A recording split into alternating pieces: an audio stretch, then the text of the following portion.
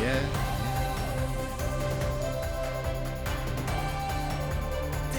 Okay. Welcome, everybody. Today, I'm the imposter. You better watch out for those vents.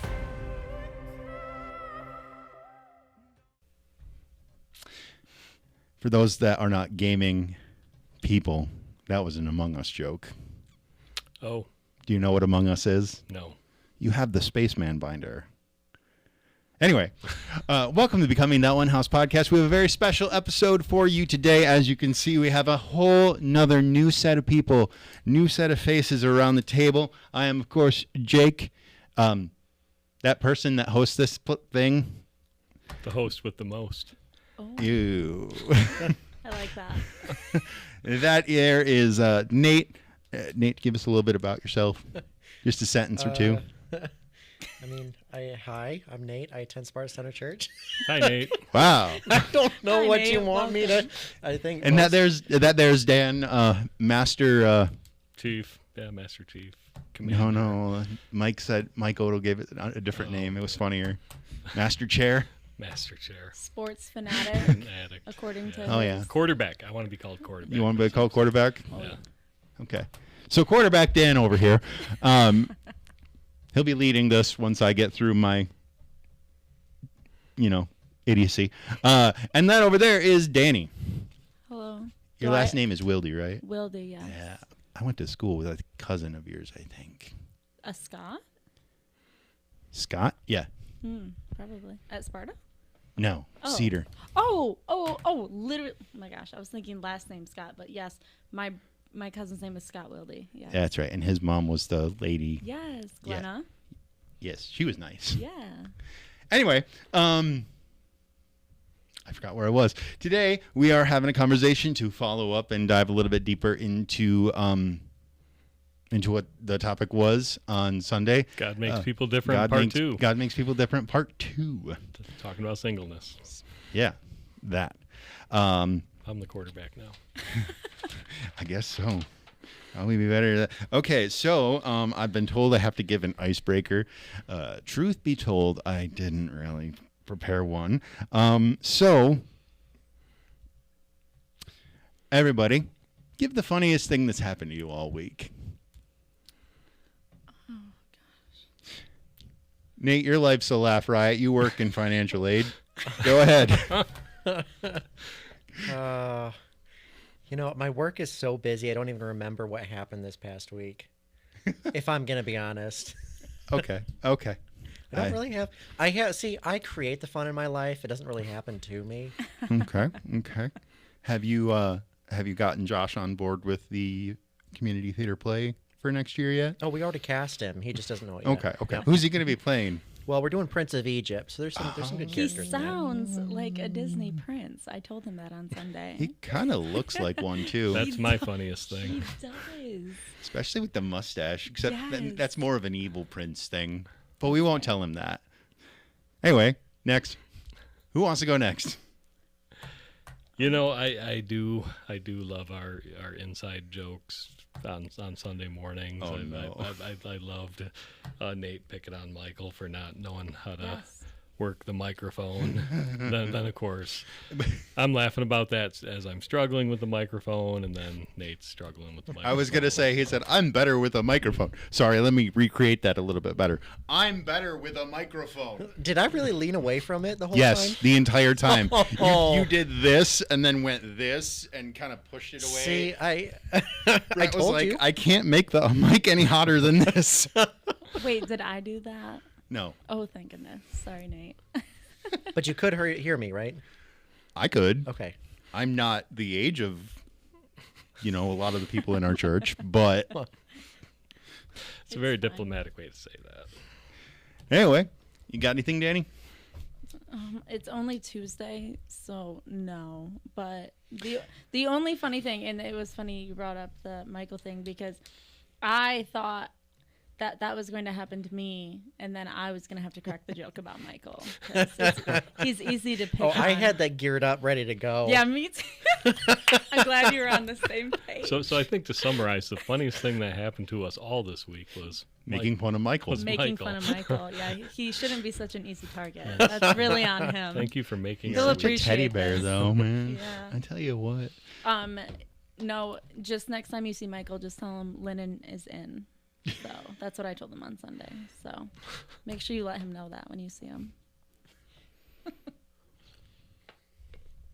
Okay. Do I have a funniest thing that's happened to me? My tire blew. That was That's funny. that's not funny. Same. That's sad. I mean, And then the dude trying to jack it up, the car, got the car almost off the ground. It slipped, and the car went boom. The next time he did it, he was like, okay, don't move. And I was like, okay. And then he said, now can I get your tire out of your car or out of your trunk without having to, is it clean enough to get your tire out of your trunk? And I said, well, yeah, but if it wasn't, would you just like leave me here? I was kind of being sassy with him. Anyway, so before we get into it, where is my, here it is. We have these cards here. Write your questions down on them. Even if you have questions about what you're seeing on the podcast, write them down here. Get them to me, Ben, Josh, or email them. You can put them on Chelsea's desk too, but that's in the flyer side right now. So, or you can email your questions to Jake, Ben, Josh at spartacenter.org or info@spartacenter.org. We would love to hear from you. They're completely anonymous. And these cards are all over the place, so it won't be hard for you to get them. Other than that, Dan, take away our discussion on singleness. All right. Well, Nate and Danny, I appreciate you being here. I appreciate you being part of our So This Is Awkward series, and just kind of, I found it in particularly just kind of funny how I approached you, Danny. I just kind of out of the blue, hey, you wanna be up front at church with me and talk about. Yeah.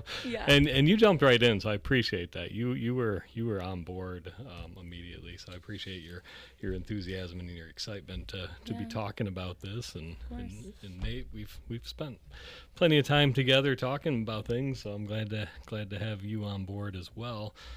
So what I want to do is just kind of set the stage a little bit here, and then we'll just kind of walk through some questions that I have, just to kind of continue the conversation that we started on Sunday.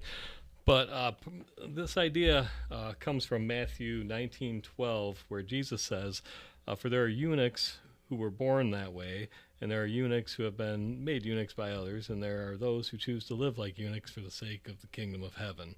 The one who can accept this should accept it. So one of the interesting things about what Jesus is saying there is that there's reasons that people don't get married. There's reasons, like, as the title of the message is, that God makes people different or allows different circumstances for people. And in that verse, he's talking about eunuchs. He's talking about celibate people that remain unmarried for a variety of reasons, for natural reasons, circumstantial reasons, or spiritual reasons. They are unmarried, and so we just thought we'd kind of thought this, it's a little bit difficult conversation to have, because much of the church focuses on marriage, and marriage is an awesome thing, but sometimes it's a lopsided conversation, and like the examples that are given in a sermon and this sort of thing. So we just wanted to just kind of shed some light on this topic, and like I mentioned on Sunday, I'm an imposter because I've been married for 27 years, so I felt that in order to have a clearer, more accurate voice into this conversation, that I'd invite the two of you. So I appreciate you being here. I definitely want to encourage everybody to go back and listen to last Sunday's sermon, God Makes People Different, Part 2. Just to kind of, because we're just going to kind of pick up maybe in some ways where we left off on Sunday, so to get the bigger picture,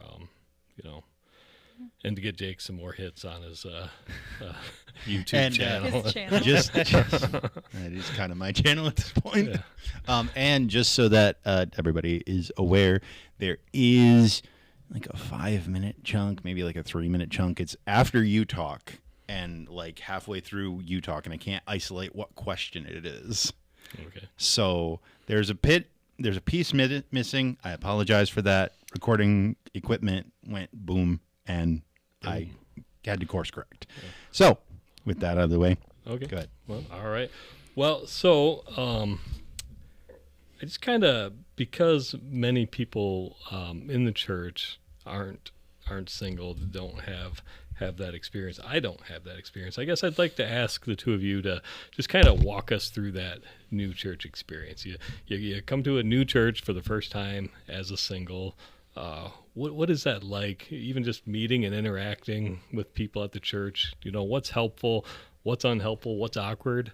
I mean, we've all encountered awkward greeting at church before.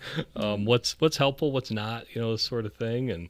And so Nate, let's start with you. Because you mentioned on Sunday, you actually both mentioned on Sunday, you've gone, there was a reason you left one church to look for another. You're looking for certain things, and you went there and in search of whatever. And what was that like? That first time you went to a new church? I mean, so I'm an introvert, right? So it's hard for me. It takes effort for me to get out there and say hi to new people. And so it just naturally is always easier if you have someone to go with, right? If you have friends that you go to church with, but especially if you're just by yourself, going to a new church, it's kind of just you. And so you try to make friends quickly. You try to find someone to kind of attach yourself to, right? So you have someone to quote unquote belong to when you're sitting in church. I don't know. So it's just, yeah. I mean, so being an introvert, I mean, that's taken effort then, right? I mean, that's taken effort. That's taken thinking it through. I mean, well, and I've slowly developed the confidence and the ability to not need someone at church. I think that's the biggest thing, is getting comfortable, just kind of finding a spot and planting yourself and going, okay, I'm gonna be okay if it's just me, if I don't have someone else, because otherwise the temptation gets in there. It's like, okay, if I don't have someone to sit with, well, then I'm just not even going to go to church. Yeah. And that's a big reason why, especially for a number of years, that I would just kind of skip out. Either it was too much, it was either too long of a drive, or if I drove all the way there, I wouldn't have someone, or there's no point, especially when I was living in Kentwood. That was one of the reasons that I was trying to look for another church, but it just never really panned out, because ultimately I kept coming back to my community is here, right? Even if I don't always have that certain someone to sit next to, there's a number of people that I can sit next to, and that's the cool part of having developed a community, especially at this church, is that it's not just sitting with someone, but you sit with people that you have relationships with.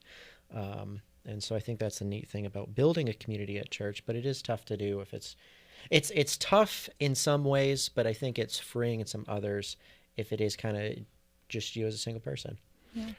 I like how you kind of did the hard work, right? You recognize that, hey, not having somebody to sit next to could be an excuse. There's already plenty of excuses on any given Sunday morning. Oh, I woke up late, or it's too far to drive. And I like how you just recognize that, hey, this whole having somebody to sit with, let's put that as, not that it's not important, but it's like you don't let that be an excuse. So I like that. I like, Danny, how would you answer that? Does any of that resonate with you, or maybe you have a little bit different experience? Yeah, no, I completely understand, and agree with where he's coming from.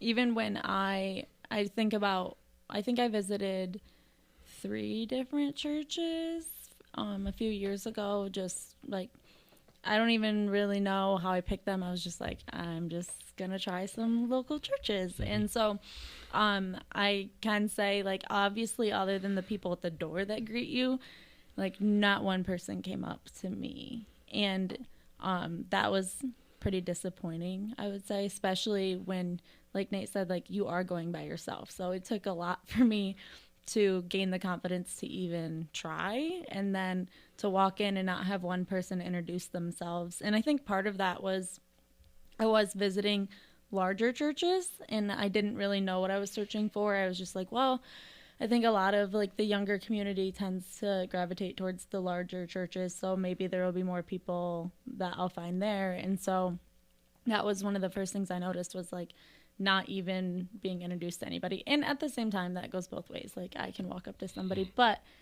like Nate's saying, right, it's hard enough to get yourself to go there by yourself.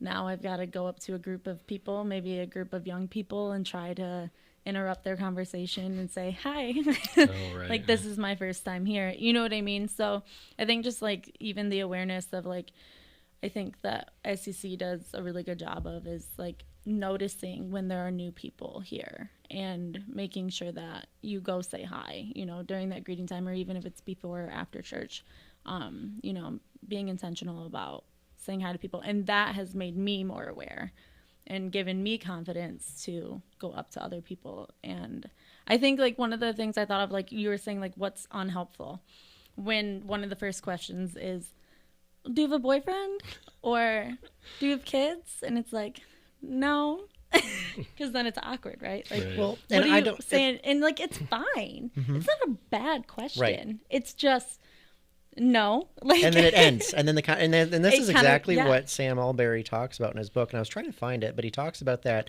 being kind of a conversational cul-de-sac.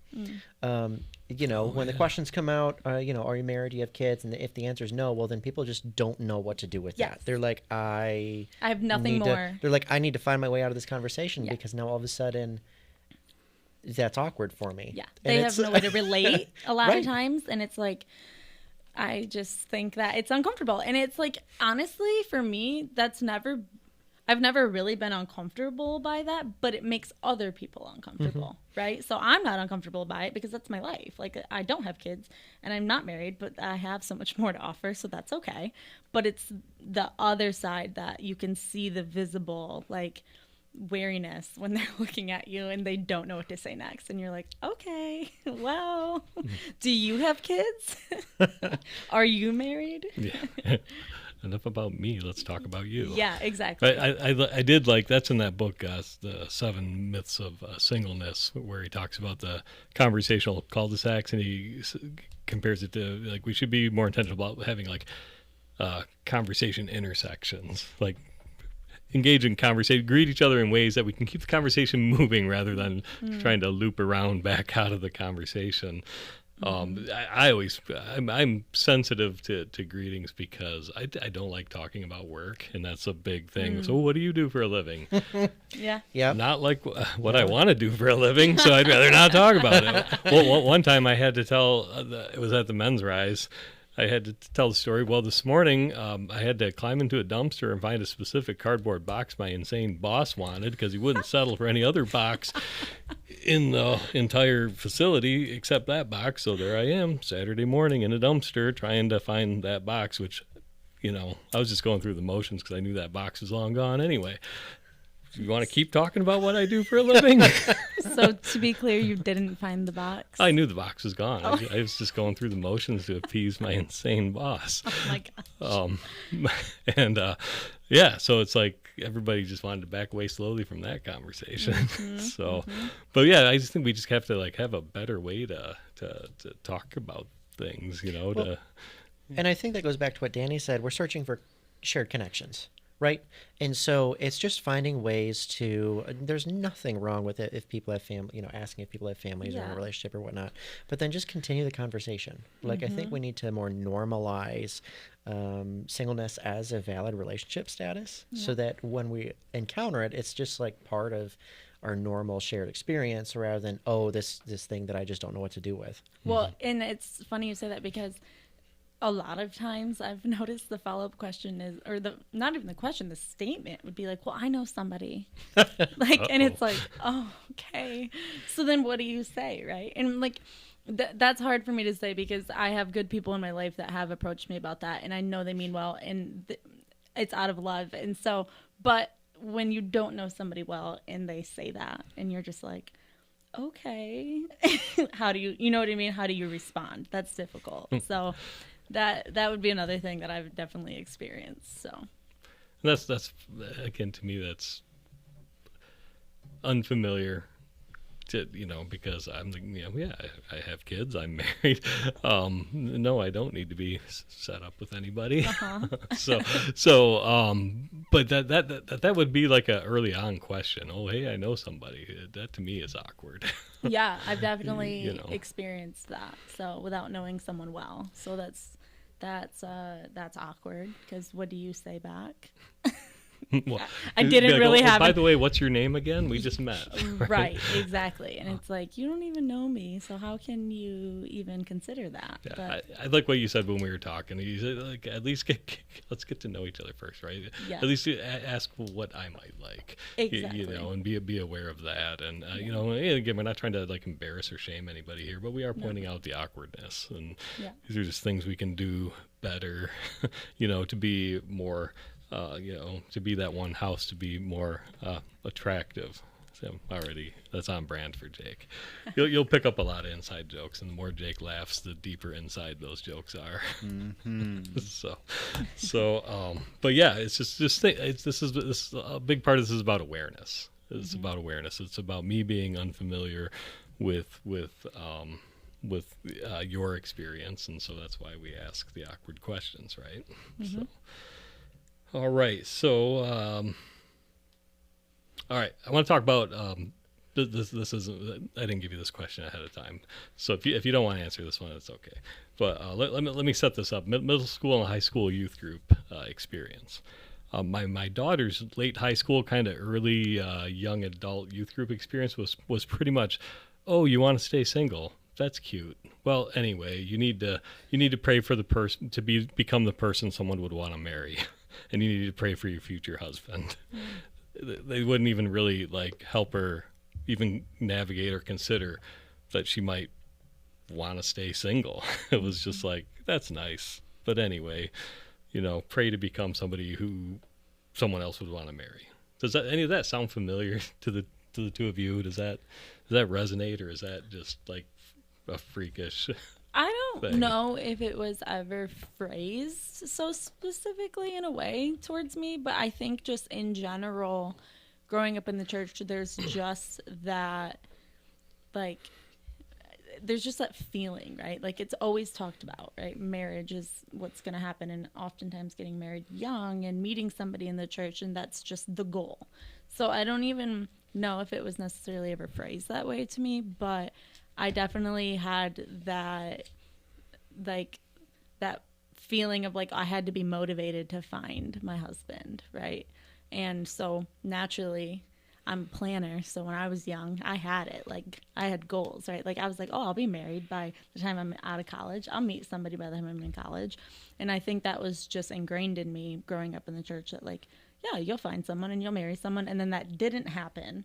So then I was like, midlife, early 20s crisis of like, well, now what do I do? Like, that's what I thought my whole identity was going to be. You know what I mean? So I think, like, in a way I relate, but I don't know if it was so much pressure in like a youth group setting for me. But, okay. Yeah. Do you think being presented singleness as like a viable option, like a good option, would that have changed your plan or helped your plan, or maybe alleviated some of that early 20s midlife absolutely crisis? Yeah. I think that we've talked about how a lot of the conversations in church or in the sermons, very rarely are we talking about the opportunity of singleness and what that looks like and how that can be honored and good, right? That's not like being married versus being single. One isn't better than the other, right? But there's opportunities in both. And I truly have never heard that until I came to SCC. And hearing it from your leadership, I think, is even more important, right? So, I mean, I've told you this briefly, but like, I specifically remember when Nate had talked about it. Nate Wagner had talked about it in a sermon once about being single, and I was like, oh, I've never heard a pastor talk about singleness as a positive thing. And not that it wasn't said it was as a negative thing, but just that it was never talked in a positive light before. And that was like a really big moment for me in my mid-20s of going like, oh, I don't have to have this to be happy or be content with my life and, grow in my faith. I thought that I had to have a spouse to do that, to push me, right? You know what I mean? Yeah. So. Yeah. Nate, does any of that resonate with you or sound familiar? Or Yeah, it's definitely familiar, and I've seen it, especially having been in different Christian work circles, having worked at a Christian school or worked at in Christian higher education. I had probably one of the more normal, I guess, youth group experience. It was kind of just me and my siblings and my friends. It was probably one of the more healthy youth group experiences that I've heard out there. I think a lot of people have complained about different aspects of their youth group experience, but I think I'm just really fortunate it was healthily talked about. I think there was a healthy balance, and I think there was also a healthy level of singleness among all the people that were in the youth group. So I never felt unfair pressure to try to invent myself as someone who'd get married very early. It was kind of a thing. If it happened, it would happen, and if it didn't, then you're not any less than anyone else. So I don't know. I didn't really have much for that question in particular, just because I was thinking about how thankful I was for the experience I did have. I think that's helpful to hear that it is possible to have, to have a good experience, to handle these questions well. And I think that's just why we need to talk about it. I think we can have, you two in particular, sharing your experiences will be super helpful to bring that right balance to our church family. It's the voice in both directions is important. So, all right. So thanks for sharing on that. Just kind of want to move into talking about some of the unique challenges singles face. We had a pretty good conversation about this a couple Sundays ago when we were having lunch, and I just want to talk about what does the church need to be aware of. We talked about things like rent and just like insecurity, maybe instability is a better word, with things like roommates, or just like those changes in the seasons of life when friends get married and this sort of thing. Nate, I'll ask you to go first on this one. What are some of these things, for singles that the church should be aware of? I mean, yeah, you kind of hit the nail on the head. One of the first things is practical. I mean, the cost of housing is a little absurd right now. So doing that with one income is kind of tough. And so I've actually had roommates for the past several years. It's been a while since I've actually never completely lived on my own, because when I moved out of my parents, I lived with my great aunt and uncle, and that was amazing to live in their basement. And then from there, I moved into a duplex with 3 other guys. And then from there into another apartment, with one roommate. And then now I have another roommate. And I actually love that dynamic. I love sharing that space with other people. I have a personality that's well suited for living with someone else, especially someone with a 3-year-old kid right now. I just love that dynamic, love that relationship that I have both with my roommate, who I actually work with. That's kind of a crazy story, but it takes a lot of patience. It takes a lot of I think a lot of relationship work. But I definitely think it's well worth it. I think for me, the rewards are way more than the costs. Expending that emotional capacity, right? Expending that additional energy, putting up with maybe someone else's different levels of organization or cleanliness than you by yourself might have, right? But I love just being able to share a space with someone else, being able to have that relationship, even if you're not constantly talking with each other. Like maybe when we're just sitting in a room together, each doing our own thing, but that can, I think, especially when you talk about loneliness, that can really fill a need there that you never really maybe knew you had. I don't. I'm going off the script here, but no, that's. I hope that again, makes sense. It's just if you're just trying to raise awareness for people who've had a different experience. Like for me, I grew up in a large family, and then right out of high school, I moved in with my brother, and then right after that, I got married and moved in with my wife. So I've never had to have a roommate in that sense, because my roommate was my brother, and if I didn't pay the rent, he whatever. I probably owe him for that still.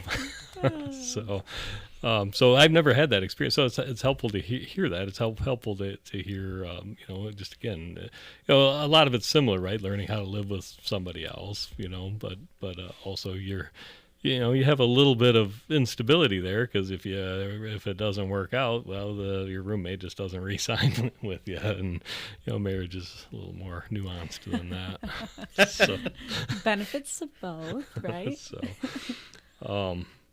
but how about you, Danny? Let's hear from you on that one. It's funny because I think I'm a little bit of the opposite of Nate that way. Like, I did have roommates and love them to death. Like, they're my best friends.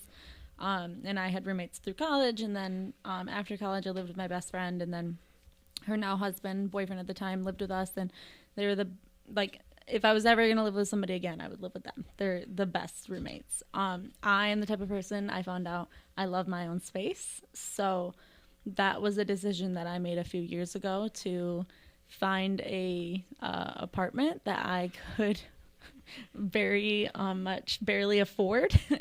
But just speaking about the practicality of it and the struggle that comes with living on your own. I mean, it is just what it is. Like, I have to prioritize that my space is more important than other things.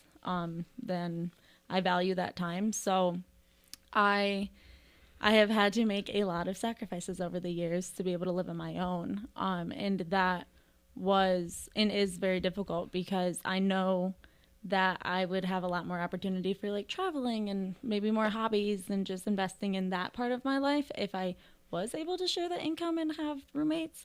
And there have been moments where I'm like, okay, maybe, but for me, it's just not worth it. And I just value my own space so much that it is worth it for me. But yeah, I mean, that's something that I have to always consider every month. Like, is this what I want to continue to do, or do I need to look at living with someone?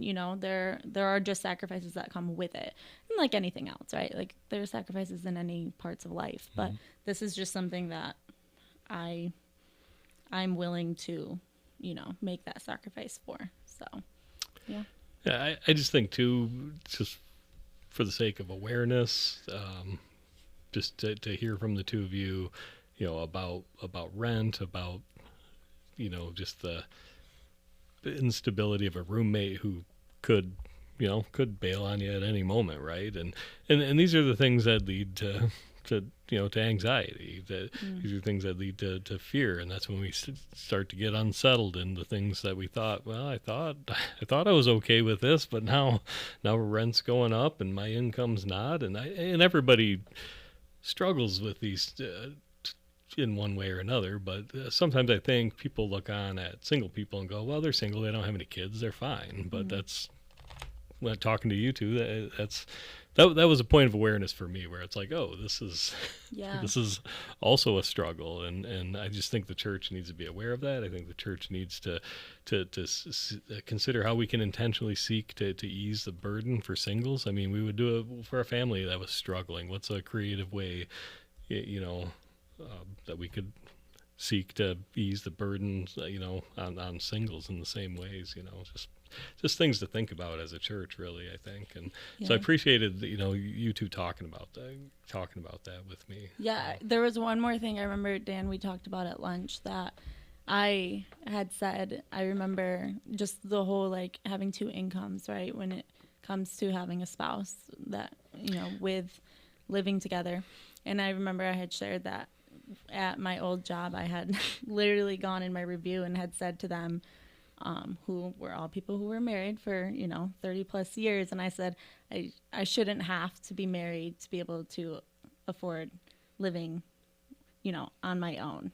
You should be able to pay me a living wage, right? And that's something I think a lot of people maybe don't have to think about. And so those hard conversations just have to happen sometimes. Yeah. You know what I mean? Yeah. So, well, nuancing that too, because just because you're in a family doesn't mean that you have two incomes. Yes, but very so true. there is so much nuance to that whole thing. Mm-hmm. But by definition, if you don't have a spouse, it is just one you. Income. Yeah. Yes, exactly. So. Yeah.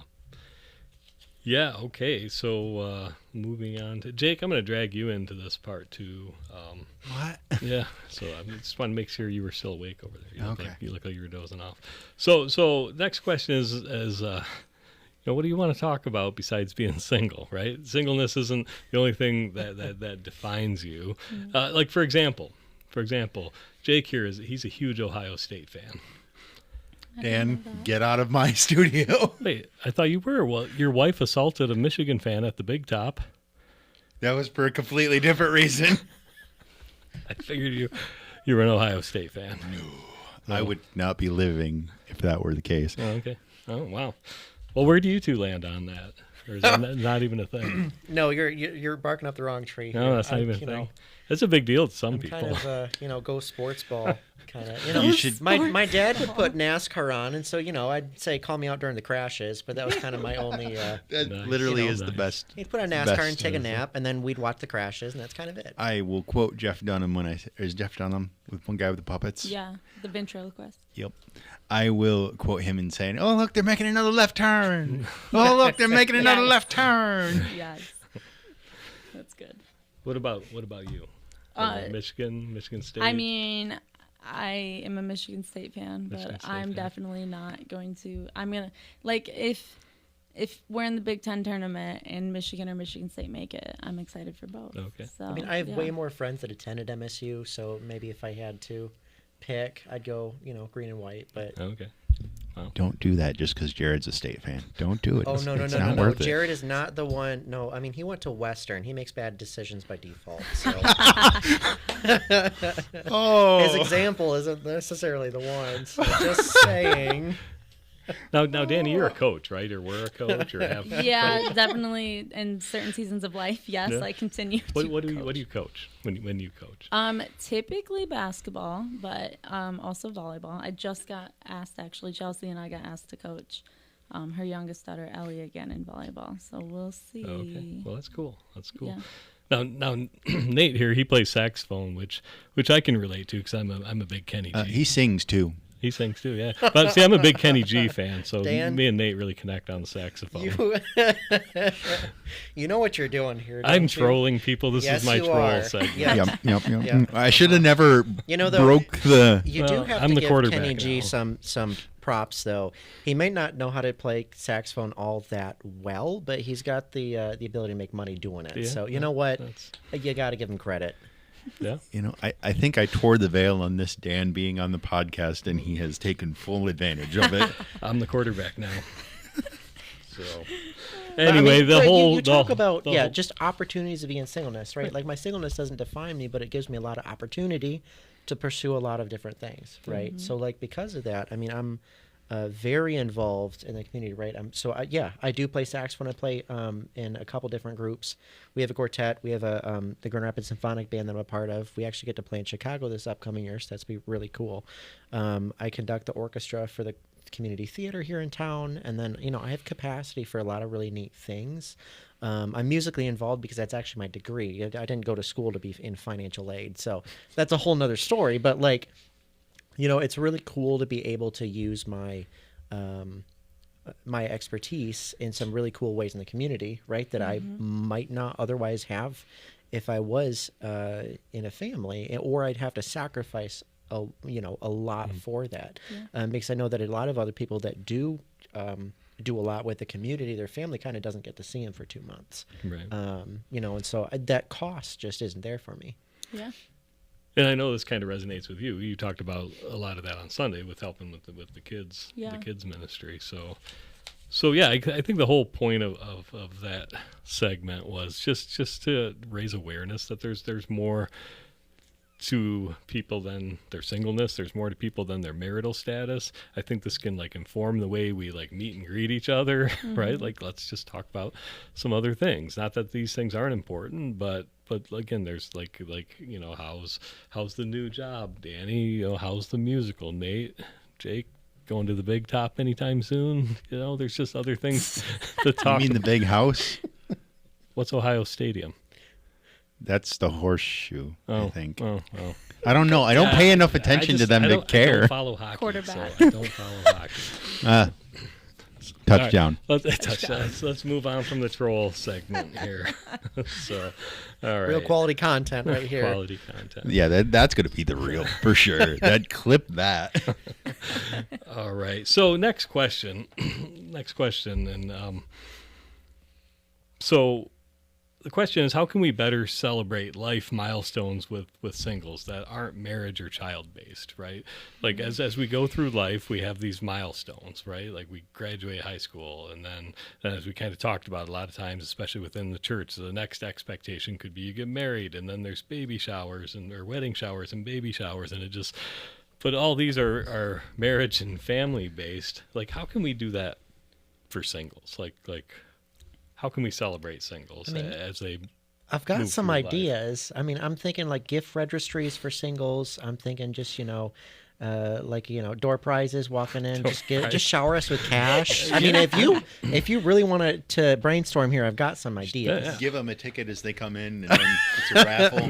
Yeah, or like those you get them at Halloween, those from Wendy's, like the little coupon booklets for the Frosties.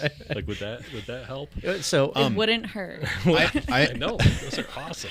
no, but I do have a serious thought. So, I think that totally depends on your community, right? Because you have those, okay, I'm going to post this on Facebook, and like however many friends I have, they're all going to like this thing, right? For those giant things. And then you have those celebrations that only maybe 3, 4, 5 people in your life really can celebrate because they are walking alongside you in those things, right? So for example, if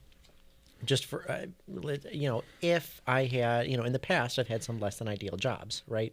So someone coming alongside me might notice that I'm struggling in a particular area, and then my win might be either, I moved and actually took a pay cut to go to Cornerstone. Not saying anything about Cornerstone, just where I was in the job that I took. So that was a win, even though maybe because for me it was a kind of a step forward, maybe a step out of something, a step into something else, that God used in a pretty big way. But in a job change, everyone can celebrate, but maybe something a little bit more intimate, right? Something that maybe I'm wrestling through that only a handful of people know, and then I have a breakthrough, right? Those are the ways that I think you can really celebrate. And so it's not celebrating singles in particular.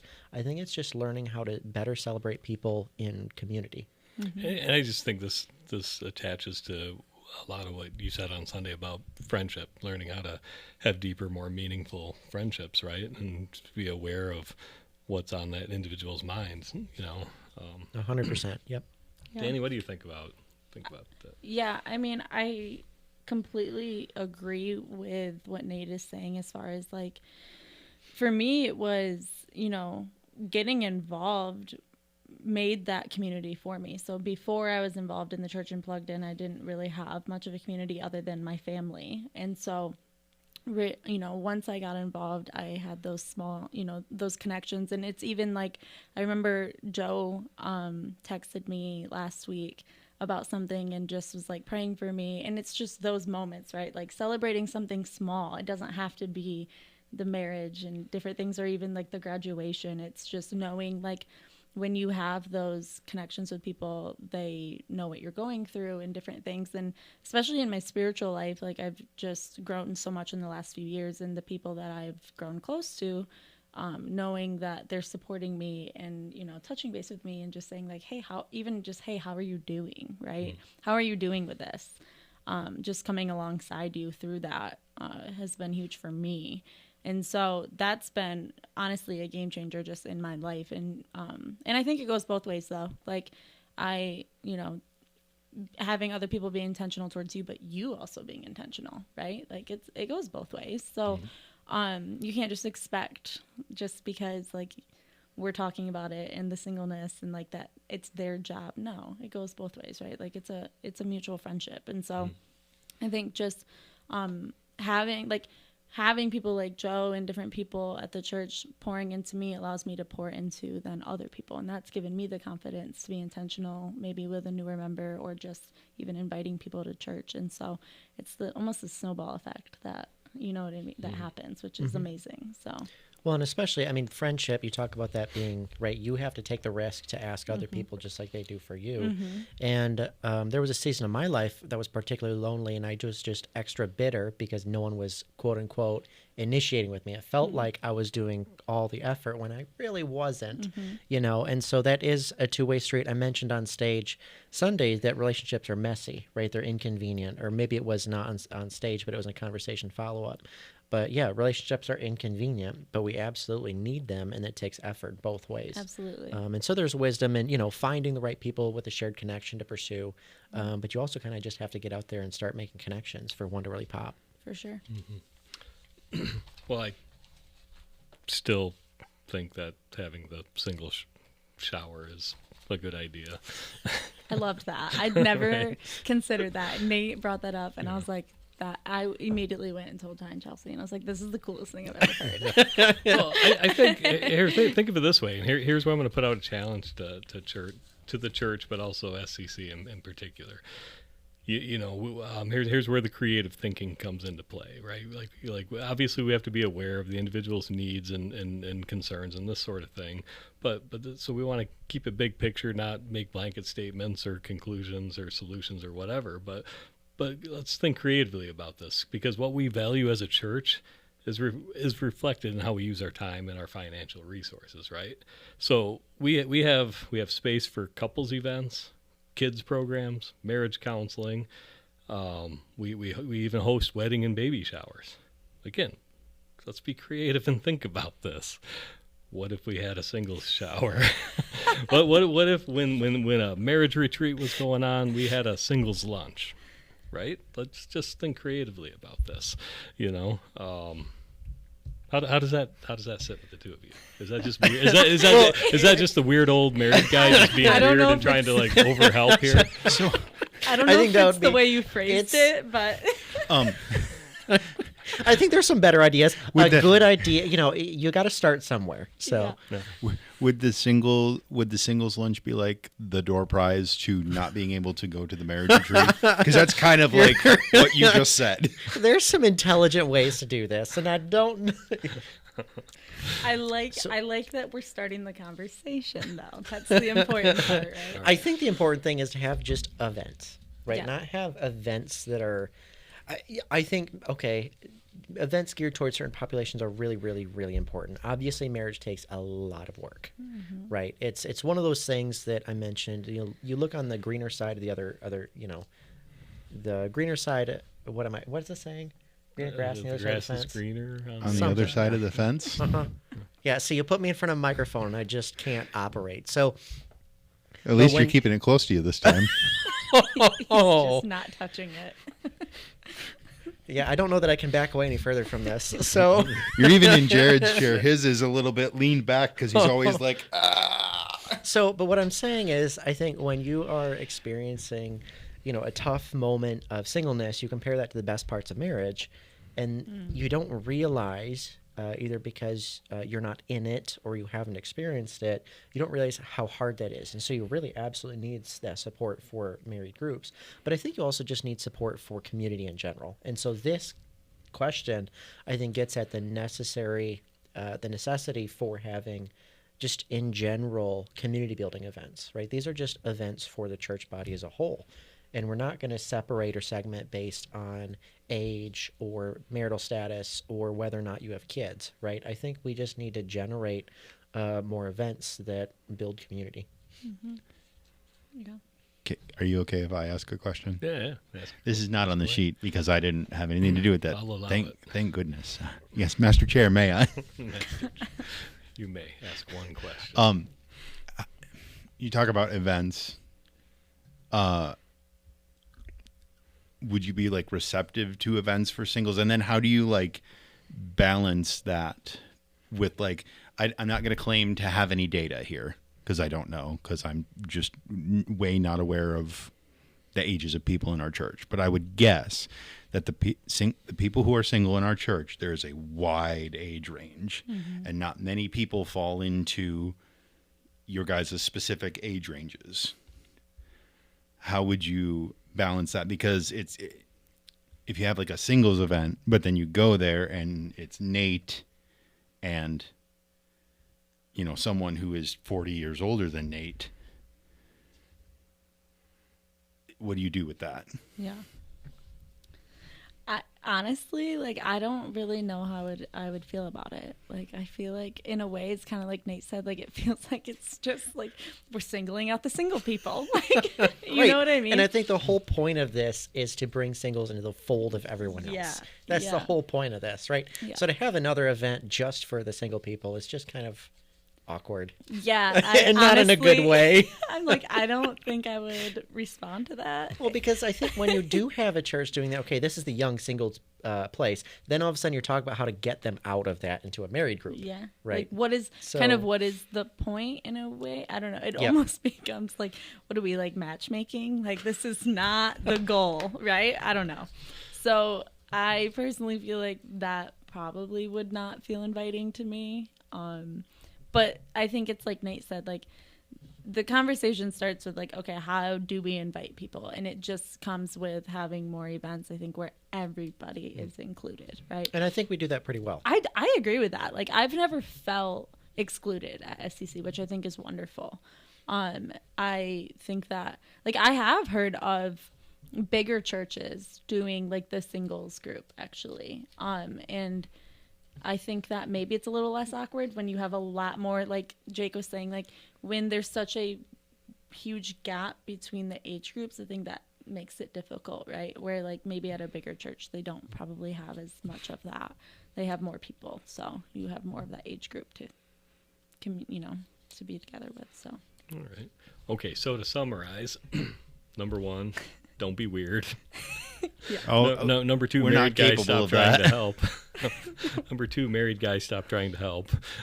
And number three, I love what you guys are saying about community, right? Just invite us in, right? I think that's the actual summary there. Just invite us in. Okay, I appreciate that. Sorry if that was awkward. Maybe that was just awkward for me. No, it was great. All right, so just kind of wrapping up this segment. Is there anything we missed from Sunday that you'd like to expand on? Danny, we'll start with you. Oh, gosh. If you're ready, otherwise we can jump over to Nate. I'm not ready. Nate, is there anything from Sunday you'd like to expand on?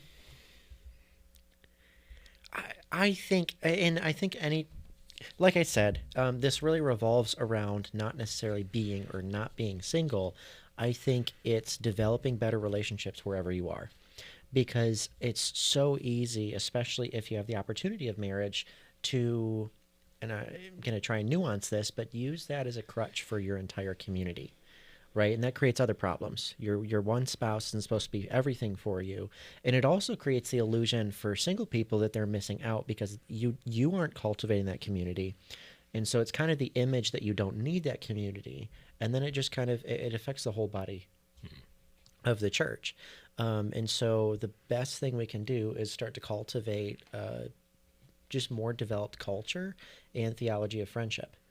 Because how often, when you actually just think anecdotally, how many sermons you hear on marriage compared to how many sermons you have on friendship, right? I don't think we have a rich enough theology or understanding of friendship. Yeah, in Galatians chapter 5, the Apostle Paul lists out, as one of the acts of the flesh, he lists out factions, the idea of that we're just around people that are like us and think like us and do things like us, and I just think that's something we need to be aware of, is if married people are only gathering with married people because that makes it socially easier, or hey, we got, like we talked a little bit about on Sunday, husband has someone to talk to, wife has somebody to talk to, kids have someone to play with. I mean, that's not really community. That's isolated, and that's just something that we need to rethink. We need to rethink, and we need to just kind of invite the differences in. I think that's kind of what I'm hearing you say, and just be aware of that. And Danny, do you have anything from Sunday you'd like to expand on? Yeah, actually afterwards I was just reading in scripture, and this verse really resonated with me. It was 1 Corinthians 7:17, and it said, nevertheless, each person should live as a believer in whatever situation the Lord has assigned to them, just as God has called them. And I felt like that was perfect for what we were talking about, right? Paul was talking about whether you're married, single, widowed, divorced, like all stages of singleness, right? Like God has a purpose for you right now. So it's not whether you're married, whether you're single, like, being in the season of life that you're in and knowing that like maybe that circumstance isn't going to change, and that's okay. And I think that was one of the biggest lessons I had to learn. And I think, like you said, Dan, like maybe if someone had brought that up, as a younger female in the church, knowing that being single is also an option. Mm-hmm. Like you said, Lena experienced that, right? And maybe not knowing that like being single is okay. And at the end of the day, that's not my identity, right? I think for the longest time, that was my identity because it's brought to light so much. And people tend to focus on that. So I think just, the biggest takeaway is just the awareness of it with everybody, and not making that the point of conversation every time you meet somebody, that you can, get to know them. And this isn't just talking about singleness, right? This goes beyond that. And this is what our series is about. I think it's just in general, getting past that first element that we just assume about people, and moving past that and getting to know them on a deeper level and making that connection so you can have better relationships and richer friendships in the church. So, yeah. And I think, that just goes, have a more creative approach to getting to know people. Don't just go to job and family as your only two. Yes. As your only two. Just have more. Yes. Right. Yeah. Yeah. All right. I appreciate too. We're going to move into some, we got 2 audience questions, and you two are, I'll give you a chance at the end of these if the two of you would like to jump in on those as well. But Jake, what do you got for audience questions? So first question is, what about people who have been divorced for decades but aren't single in their 20s or 30s? All right. Well, I thought this was a great question because it touches on exactly what I was hoping for this message. And the idea is to raise awareness, to be sensitive to other people's needs, sensitive to their stories, not to make blanket statements, right? Because pre-married is different than never married. It's different than post-marriage, right? Divorce is different than widow, and all of this stuff. We have to be aware of that. And I love that this individual was at least aware enough to ask that question, recognizing that we had two younger singles on stage. We had Tino's video, which I think represented a little bit of that because he's been divorced and widowed, and he's a little bit older too. So I was hoping to bring a little balance to the message with what he had to say. But again, I just love that the awareness that this individual has. But I think there's ways to honor those in our church that fit this description. I think one of the ways is to properly value marriage, not to overemphasize it, not to underemphasize it. We talked a little bit about that on Sunday. I think I love what Nate had to say to just learn to emphasize friendship more for these individuals that are at a different part of life or whatever. To emphasize friendship more, to kind of from a preaching perspective, to really think about our sermon illustrations. That sometimes the family and the marriage illustrations, we just need to again be aware. I think another one that's really important, again, just responding to the awareness that there are divorced individuals in our church. I just think we need to learn how to have better conversations around divorce. That divorce isn't a sin. It's sin that breaks up a marriage, but divorce isn't that sin. Divorce isn't the unforgivable sin. A lot of Christian leaders treat it like it's the unforgivable sin, and see the first message in this series for a conversation around what the unforgivable sin is, but it's not divorce. Divorce is God's allowance for victims to move forward and to move towards healing, and it's God's grace for the hard-hearted to be offered an opportunity for repentance. So we just need to learn how to talk about divorce differently, to honor these individuals that have a different experience. We need to learn how to see God's mercy and grace in divorce, not His judgment and wrath. We need to be careful not to be more harsh than God is when it comes to divorce. I think that's a way to be aware and to honor those in our church family that have been divorced. Any thoughts from the three of you on that, or? I think I'm the wrong person to speak on that Okay. topic. I think as you develop an understanding and theology for singleness, you have to develop a healthy theology and understanding of what marriage is and what it isn't. But I think I'm not the. I don't have the qualifications. We're the to really- imposters. Yes. Okay. All right. What's you got another question for us? I was going to say something. Okay, I think it's yeah. like what Nate said. You have to work very hard in your community on building relationships within that community.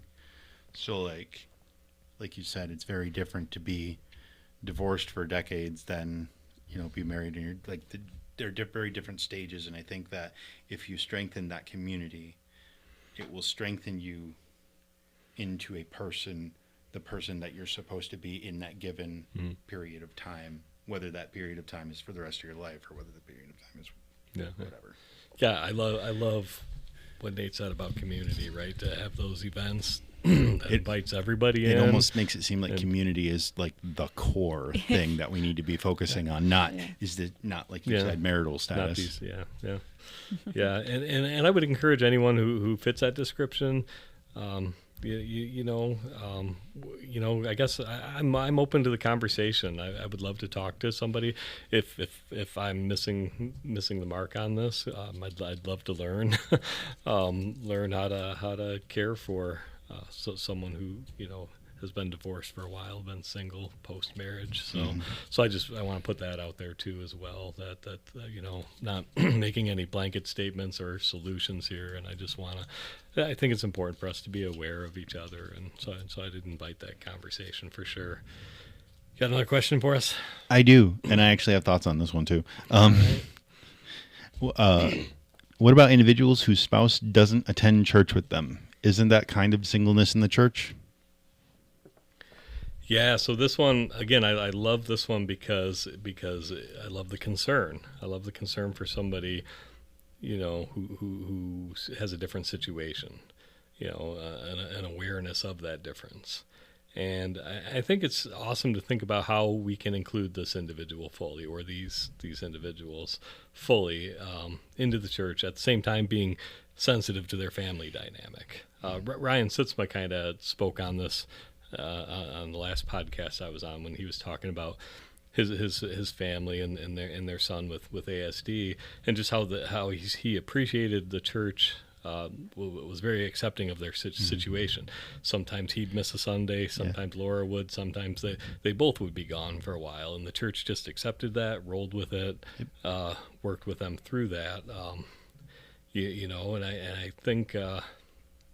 I think that's the case here too. We of course 100% want to let everybody speak for themselves. We don't want to assume anything about what's going on with this individual. So number one, let the individual tell their story and don't assume anything about it. And then number two, let's be creative in how we accommodate them. Maybe it's going to take an extra check-in, or maybe it's going to take sending screenshots of the sermon slides to keep them up to speed on a Sunday. Maybe it's going to be a ride to church events, or just understanding simply that they can't always be at church. Just whatever their family dynamic is, be sensitive to it, get to know them, and don't assume things about them. Maybe it's going to take listening without doing anything. Maybe it's going to brace yourself for this. Maybe it's also going to take getting to know someone who doesn't go to church. Right? Just getting to know their family and figure out how you can love their family, not just the person who comes to church. So what you got, Jake? Oh, I was just going to say that I resonate with this because my wife and I are in a situation where she often is not able to come to church with us. And I think that this question is interesting because I understand, even though there's a legitimate reason for it, it's not like for my specific story, it's not like a strife thing. I understand the pain because I kind of feel that, but at the same time, it's not the same as I'm not going to say you guys are in pain, but it's it's not the same. It's a different experience. Yeah, it's a different experience, and I get it. Yeah. Well, but I think that gets to there's space for everyone's story, right, in every conversation. You might not be able to fully dive in and say, okay, I know exactly what you're talking about, but you might say, I have a shared experience in some aspect, right? And so I think that someone who, and I can see and recognize some of the frustrations or pain that is there, right? If you are married at church and your spouse isn't there, right, your experience of that is experiencing a loss of some sort, right? You're grieving the fact that someone isn't there with you, and you might be looking on at families that are there together, and recognizing that there's a gap between that experience, right? And so you might, in some ways, share a little bit more with singles in that than married individuals. But then your story is still its own thing. Yeah. Right? Mm-hmm. Yeah, and again, we don't want to assume, right? Some people work on Sundays. Some people can't wake up on Sundays. So I think this is also where like some creative thinking on the part of the church comes in too. It's like, what can we do better or different to welcome people in other ways? So they're, community like you said, events. community is at the core. If we're what both of you have said, if we're engaging that and growing that community, it doesn't take the place of your wife being there, but we can at least engage that person in a way that doesn't, make them feel that their significant other is not there. Right. Yeah. It's actually funny because even though like he wasn't my spouse, but I was in a long-term relationship and we did not attend church together, and that was many years of I actually personally felt more lonely in that season of my life at church than I do now as a single person. So I think that's a perfect example of like what loneliness doesn't just coincide with singleness, like Nate has talked about a lot. And so I can understand that grief that comes with coming to church without your significant other and not not knowing if that's ever going to change or whatever it may be, and that everyone's story is different. So making assumptions doesn't help. Right. Yeah. And again, I think it's, just being that community, being that one house for each other. And I think that's the important thing here. So I thought those were great questions. And as Jake would encourage you, fill out those question cards. If you have more questions, we want to hear them, and we'll try to answer them. Yeah. So Jake, I'll turn it back over to you. What do you call that in football? Like a handoff or something? I don't know. The camera's been looking at me for a while since you've been talking. So, well, that's on you. I suppose so. Anyway, so those are our thoughts, or at least a deeper dive into everybody. God makes people different. Wow, I can't remember the title, and I write it down 6 times every week. Wow. Anyway, God Makes People Different, Part 2. If you want, we'll be back next week, I think, with a sermon breakdown of some kind. Yes. Ben, his sermon this week is, so this is awkward, The Immigrant, I think is what he decided to call it. And that should be very interesting and poignant. We'll have a breakdown of that come next Friday. If you want to check us out between now and then, you can check us out on all major social media platforms. You can listen to this podcast and previous episodes on all major podcasting platforms. Be sure to grab one of these cards, write down your questions. We love to have them. We love to hear from them. Other than that, have a great week.